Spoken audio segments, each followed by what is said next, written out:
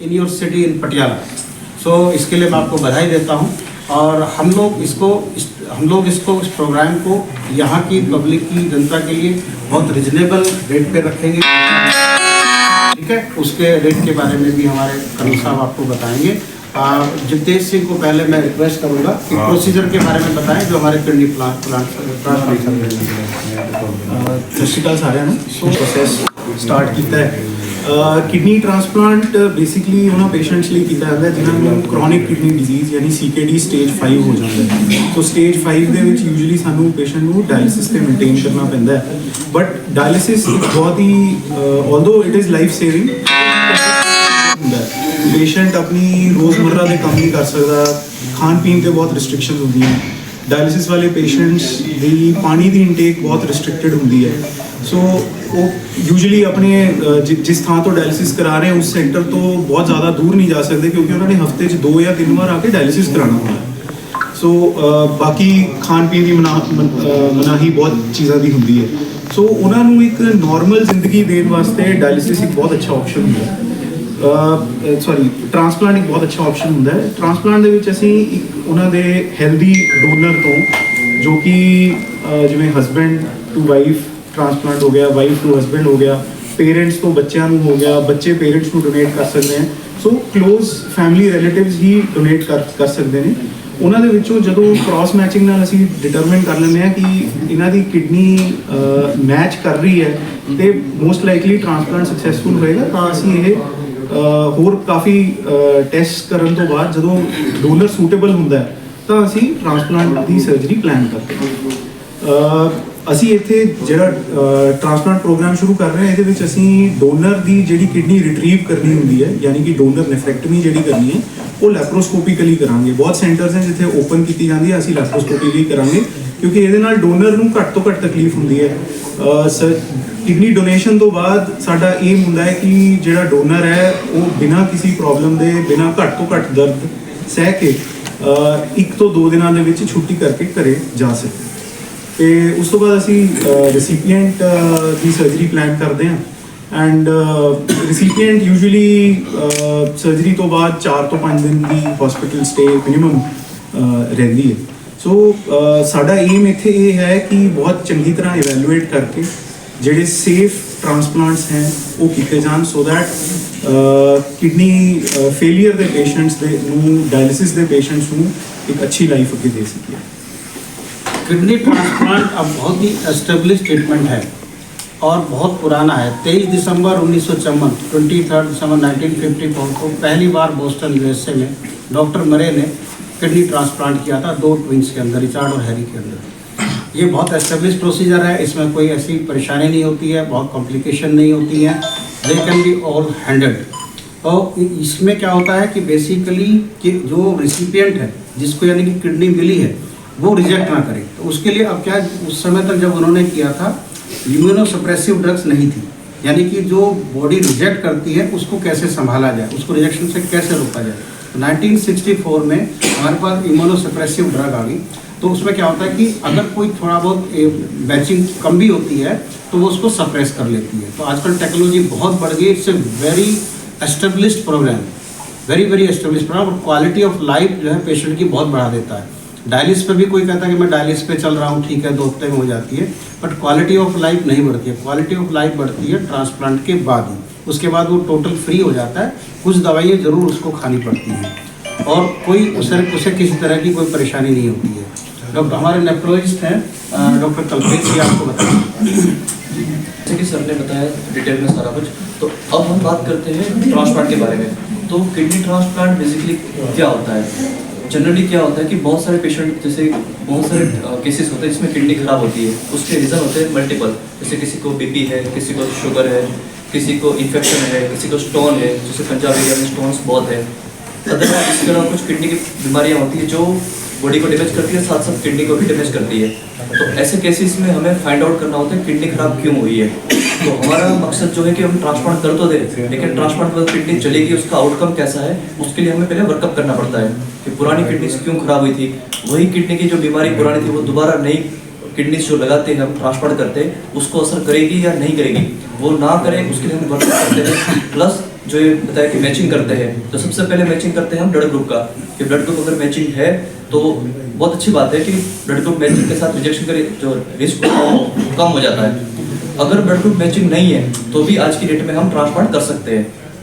उसमें हम क्या करते हैं कि जो ब्लड ग्रुप मैचिंग नहीं होता है उसके अगेंस्ट की जो एंटीबॉडीज होती है उसको हम पहले डिटेक्ट करते हैं, उसका लेवल चेक करके उसके हिसाब से हम प्लाज्मा या इंजेक्शन लगाते हैं, जिससे वो एंटीबॉडीज का लेवल कम हो जाता है। जब वो लेवल कम हो जाता है उसके बाद हम तुरंत ट्रांसप्लांट करते हैं, और उसके बाद भी हम एंटीबॉडीज वगैरह मेजर करते रहते हैं। उसके बाद वो सक्सेसफुल हो जाता है तो उसका भी सक्सेसफुल रेट काफ़ी अच्छा है, तो वो भी प्रोसीजर है जो हम कर सकते हैं। उसके अलावा बात आती है किडनी ट्रांसप्लांट के बाद कोई इन्फेक्शन ना हो, रिजेक्शन ना हो, तो उसके लिए कंटिन्यूस मॉनिटरिंग चाहिए होती है। तो जो हमारा काम है कि प्री ऑफ वर्कअप करना है कि पहले पेशेंट फिट है कि नहीं है, डोनर फिट है कि नहीं है, वो वर्कअप करते हैं। उसके बाद ट्रांसप्लांट के टाइम पे वो ठीक रहे और फर्दर भी लाइफ में आगे ठीक रहे, उसके हिसाब से सारे हमें कंटिन्यूस टेस्ट करने होते हैं। अब बात आती है कि ब्लड ग्रुप मैचिंग नहीं था, उसके अलावा दूसरा है कि कुछ पुरानी बीमारियां, तो जैसे हम कहते हैं कि पहले किसी पेशेंट की बायोप्सी हुई है, क्या उसका जेनेटिक टेस्ट है, कुछ और टेस्टिंग हुई है कि नहीं, वो चेक करते हैं। उसके हिसाब से हम पेशेंट को सिलेक्ट करते हैं। अगर वो पेशेंट क्राइटेरिया में फिट है तो हमारे हिसाब से तो हम उसको आगे ट्रांसप्लांट के लिए फिट करते हैं और उसका आउटकम ज़्यादा बेटर होता है। कई बार ये होता है कि पेशेंट को ब्लड ट्रांसफ्यूजन हुए हैं, इन्फेक्शन हुआ है, तो वो पेशेंट को आगे रिस्क हो सकता है, तो ऐसे पेशेंट में भी एंटीबॉडीज वगैरह बनती है।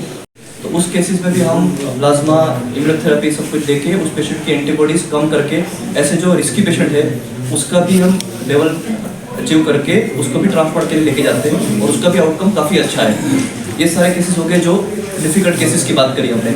बाकी जनरल केसेस जैसे किसी को शुगर है, बीपी है, ऐसे पेशेंट की किडनी हम ट्रांसप्लांट करते हैं तो उसमें ज़्यादा रिस्क होता नहीं है, क्योंकि वो जो बीमारी से धीरे धीरे जाकर किडनी को खराब करती है। तो 15-20 साल तक आराम से वो बीमारी नई किडनी को असर करेगी, उससे पहले हम अचीव कर सकते हैं काफ़ी हेल्दी लाइफ स्टाइल। रही बात जैसे सर ने बताया कि ट्रांसप्लांट का पेशेंट अपना जैसे रूटीन में डायलिसिस करने आ रहा है तो उससे फ्री हो जाता है, वो अपनी जॉब कर सकता है कंटिन्यू, वो ट्रैवल कर सकता है इंडिया में भी, आउट ऑफ द इंडिया कहीं भी जाना है तो उसकी जो लाइफस्टाइल है वो काफ़ी बेटर हो जाती है। Family life, social life, occupational, business life सारा कुछ बेटर हो जाता है। और ट्रांसप्लांट का आउटकम काफ़ी अच्छा है अगर आप पहले से स्टार्ट से वर्कअप करो इनिशियली, उसके बाद अगर डोनर मैचिंग है उसकी एज के हिसाब से, क्राइटेरिया के हिसाब से, तो काफ़ी अच्छे रिजल्ट आ सकते हैं। Thank you. मैं आपको एक चीज़ क्लैरिफाई, बहुत बड़ी कॉम्प्लिकेटेड सर्जरी ऐसा नहीं है। जो हमारी पुरानी किडनी होती है उनको हम छेड़ते नहीं हैं, उनको वहीं रहने देते हैं और एक नई पॉकेट यहाँ राइट साइड में नॉर्मली बनाते हैं और उस किडनी को यहाँ रख के उसको अटैच कर देते हैं, जो आइलेक आर्टरी हमारी आर्टरी वेन आती है। बड़ा सिंपल सा है, इतना कोई कॉम्प्लिकेटेड सर्जरी नहीं है। न तो डोनर को बहुत ज़्यादा सर्जिकल इंटरवेंशन होता है और न ही जो रिसिपिएंट है उसको बहुत ज़्यादा होता है। भाई ओनली थिंग इज़ कि हमारे पास वो मेडिसिन सब आ गई हैं जो उसके रिजेक्शन को रोक सकती हैं और रोक देती हैं। तो ये है कि किडनी ट्रांसप्लांट एक एस्टेब्लिश्ड प्रोग्राम है। इसके लिए जिस भी व्यक्ति की किडनी अगर फेल हो रही है, हमारे पास 1000 से ज़्यादा डायलिसिस रोज हो रही है, सॉरी हर महीने हो रही है, बगल में हमारी डायलिसिस यूनिट है। तो मैं आपको बताना चाहता हूँ और आपके माध्यम से पब्लिक को बताना चाहता हूँ कि जिसका भी रिलेटिव या कोई किडनी फेलियर से अगर वो है, किडनी फेलियर उसमें हुआ है और वो डायलिसिस पे है, तो अगर यंगर एज ग्रुप है तो उसमें ये कोशिश करनी चाहिए कि उसको किडनी ट्रांसप्लांट कराएं जिससे उसकी नॉर्मल लाइफ रह सके। और अभी तक ये वर्ल्ड रिकॉर्ड है कि एक पेशेंट 56 ईयर्स तक किडनी ट्रांसप्लांट के बाद नॉर्मल रहा है। 25-26 साल, 27 साल, 30 साल तो मैं काफ़ी लोगों को जानता हूँ। डॉक्टर गुरजोत हमारे सर्जन हैं, जो एस्टेट सर्जन है, आर्मी में मेजर थे, जो वेरी गुड वंडरफुल सर्जन, आपको कुछ बातें बताएंगे। ब्लड प्रेशर, शुगर, कुछ लाइफस्टाइल बीमारियां ने इदां दी जो कि जिन्होंने आजकल का एपीडेमिक कहा जाता है। ये बीमारियां आजकल दुनिया के काफ़ी ज़्यादा फैलियां हुई ने, काफ़ी ज़्यादा वध रही ने। इन्हों के असर जो ने हौली हौली कई अपने जरूरी अंगों पर आते, जिस तो एक बहुत जरूरी अंग अपने गुरदे ने। सो गुरदे फेल होने का, लोगों का डायलिसिस से जान का आजकल सब तो एक बड़ा कारण ये बीमारियां ने जो कि आजकल बहुत प्रचलित ने। तो लोग इस करके बहुत सारे आजकल डायलिसिस के नाल जूझते हैं, कई जगह पर जाते हैं। तुम किसी भी हॉस्पिटल से चले जाओ, डायलिसिस सेंटर के हमेशा आजकल भीड़ ज़्यादा रहती है।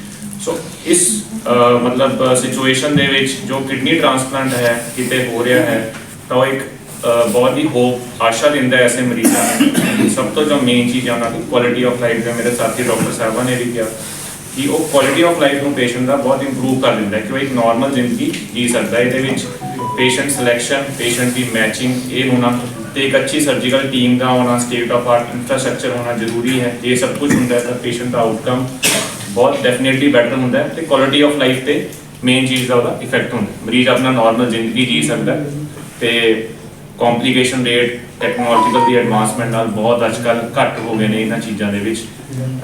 ਸਾਡੀ ਟੀਮ ਐਕਸਪੀਰੀਅੰਸਡ ਹੈ, ਸਰ ਨੇ ਐਕਸਪਲੇਨ ਕੀਤਾ ਹੈ ਤੇ ਅਸੀਂ ਇਹ ਪਟਿਆਲਾ ਦੇ ਆਸ-ਪਾਸ ਵਾਲੇ ਇਲਾਕਿਆਂ ਨੂੰ ਇਹ ਫੈਸਿਲਿਟੀ ਆਪਣੇ ਹਸਪੀਟਲ ਦੇ ਰਾਹੀਂ ਮੁਹੱਈਆ ਕਰਾਉਣਾ ਚਾਹੁੰਦੇ। ਥੈंक यू। साथ एक बात और अपना हॉस्पिटल का माइलस्टोन शेयर करना चाहता हूँ। अभी कुछ ही दिन पहले हमने पटियाला रीजन में सबसे पहले टैवी एक हार्ट का ऑपरेशन होता है जो कि मिनिमल इन्वेजिव के साथ किया जाता है, जिसमें आप लोगों ने पूरी छाती फाड़ के सुना होगा जिसको ओपन हार्ट सर्जरी कहते हैं, उसका एक एडवांस वर्जन है। वो हमने एक अभी केस किया है टैवी का।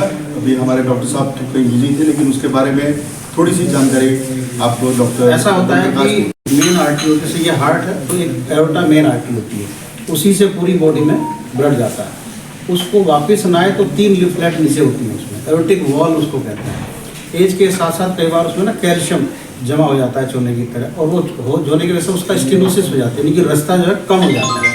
जब रास्ता कम हो जाता है, जब हार्ट उसको पंप करता है ब्लड को, तो पूरा पंप नहीं होता है। जब पंप नहीं होता है तो पेशेंट को कभी चक्कर आएगा, कब कुछ होगा, उसका बैक फ्लो की वजह से हार्ट डैमेज होता रहता है। पहले क्या करते थे, ओपन हार्ट सर्जरी करते थे। ओपन हार्ट सर्जरी करके एओर्टा में पहुंच के वहाँ पे प्रोस्थेसिस लगाते थे। उसमें मोर्टलिटी बहुत ज़्यादा थी, काफ़ी ज़्यादा मोर्टलिटी होती थी। अब क्या होगा, ट्रांस कैथेटर आ गया कि फ्यूमरल आर्टरी से जहाँ से डाला, आर्टरी से डाला और वहाँ पहुँच करके एक प्रोस्थेसिस होती है, उसको जाके फिट कर देते हैं। और वो वाला जब वहाँ जाके फिट हो जाता है, जो पुराना वाल्व एक तरफ हो जाता है। तो ये हमने टावी यहाँ किया, पटियाला में पहली बार टावी हुआ है। इससे very latest advance technology. Patient ठीक है, मेरे हॉस्पिटल अभी भी एडमिट है। तो ये पहली बार यहाँ पर हुआ है। हम आपको ये बताना चाहते हैं कि हमारा जो कार्डियोलॉजी सेटअप है वो भी बहुत एडवांस सेटअप है, और हमारे जो कार्डियोलॉजिस्ट हैं, जो सर्जन्स हैं, they are very very qualified and highly experience.